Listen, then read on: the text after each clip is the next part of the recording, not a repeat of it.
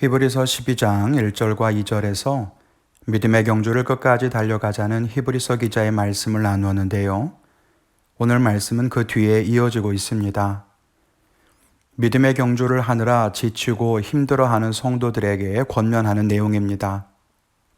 아직 포기하면 안 된다는 것입니다.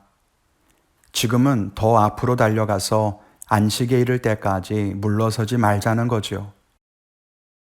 오늘 히브리서 12장 3절로 13절까지 말씀에서 가장 중요한 포인트는 12절 말씀에 있는 것처럼 피곤한 손과 연약한 무릎을 일으켜 세우라는 것입니다. 많은 사역을 감당하느라 피곤한 손을 다시 새롭게, 믿음의 길을 걸어 오르막과 내리막을 지나오느라 연약해진 무릎을 다시 세워야 한다는 것입니다. 지금 우리의 신앙도 이와 같지는 않습니까?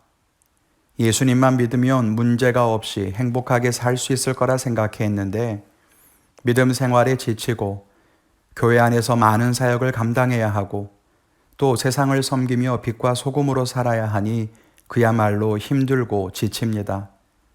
초대교회 성도들도 그랬습니다. 다시 오시겠다는 주님은 오시지 않고 교회를 핍박하는 박해는 점점 더 거세집니다. 이때 지치고 힘에 겨운 성도들을 향해 히브리서 기자가 말합니다. 피곤한 손과 연약한 무릎을 다시 세우라. 오늘 함께 말씀을 보면서 몇 가지 은혜를 나누기를 원합니다. 첫째는 죄와 싸우되 끝까지 싸우라는 것입니다. 3절부터 보면 너희가 피곤하여 낙심하지 않기 위해서 예수를 생각하라고 합니다. 이 말씀은 앞에 2절 말씀에 예수를 바라보자는 말씀과 연결됩니다. 그리고 말하기를 너희가 죄와 싸우되 아직 피 흘리기까지는 대항하지 않았다고 합니다. 이 말이 무슨 뜻일까요?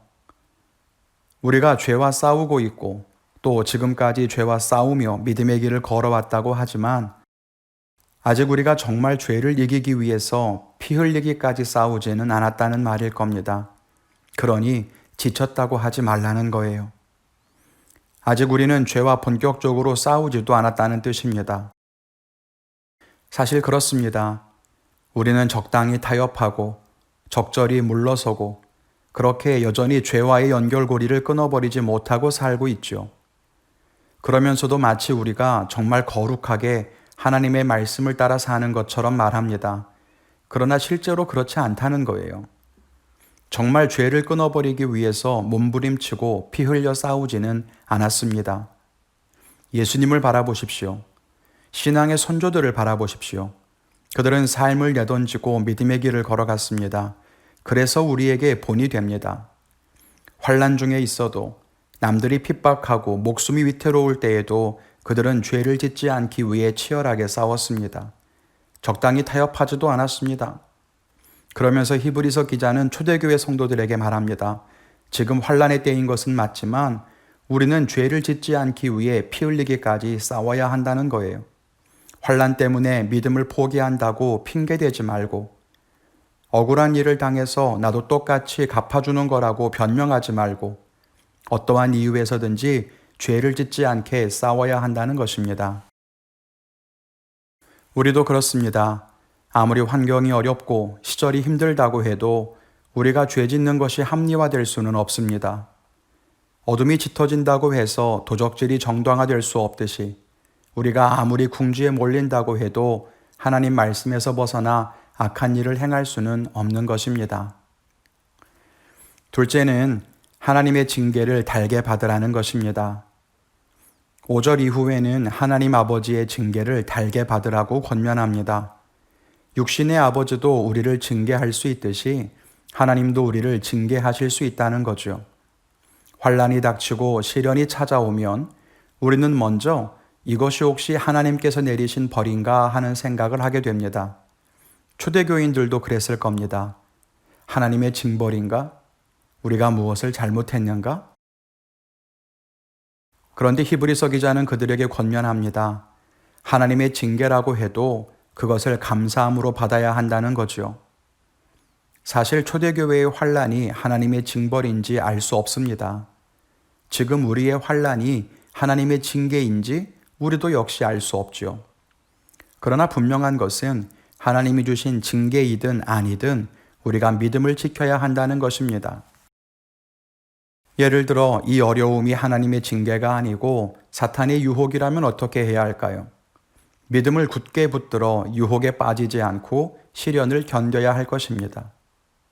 이 어려움이 타인이 놓은 덫이거나 세상살이 속에서 겪는 환난이라면 어때야 할까요? 믿음을 굳게 붙들고 이겨야 할 것입니다. 그런데 만일 이 환난이 하나님의 징계라면요.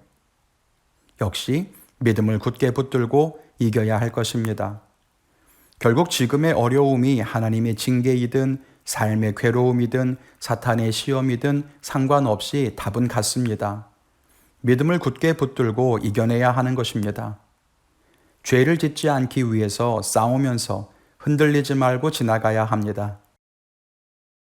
그러면 사탄의 시험이라면 시험에 지지 않았으니 칭찬받을 것이고 하나님의 징계라면 하나님께서 책망하시는 것을 깨닫고 한층 성장했으니 칭찬받을 겁니다. 그래서 11절에도 말합니다. 징계가 당시에는 즐거워 보이지 않고 슬퍼 보이나 후에 그로 말미암아 연단받은 자들은 의와 평강의 열매를 맺는다는 것입니다. 여러분 지금 어려운 시절을 보내고 계십니까? 이것이 하나님이 주시는 징계처럼 보이십니까? 아니면 사탄의 시험처럼 느껴지십니까? 믿음을 굳게 붙잡으십시오. 우리는 이 일로 넘어지지 않기 위해 죄와 싸우고 믿음을 붙들어야 합니다. 그러면 우리는 이 연단으로 인해서 의와 평강의 열매를 맺게 될 것입니다. 지금은 지쳐 포기할 때가 아닙니다. 아직 경주는 끝나지 않았습니다. 13절에 보면 곧은 길을 만들라고 합니다. 그래야 다리를 절거나 헛디디지 않고 굳게 걸어갈 수 있습니다. 일어나 걸으십시오. 길을 곧게 만드십시오. 우리에게 새 힘을 주실 하나님께서 우리를 인도하사 반드시 이 믿음의 경주에서 이기게 하실 것입니다. 이 환난의 때를 지나서 하나님 약속하신 축복에 이를 때까지 믿음의 길을 걸어가시는 복된 성도님이 되시기를 간절히 축원을 드립니다.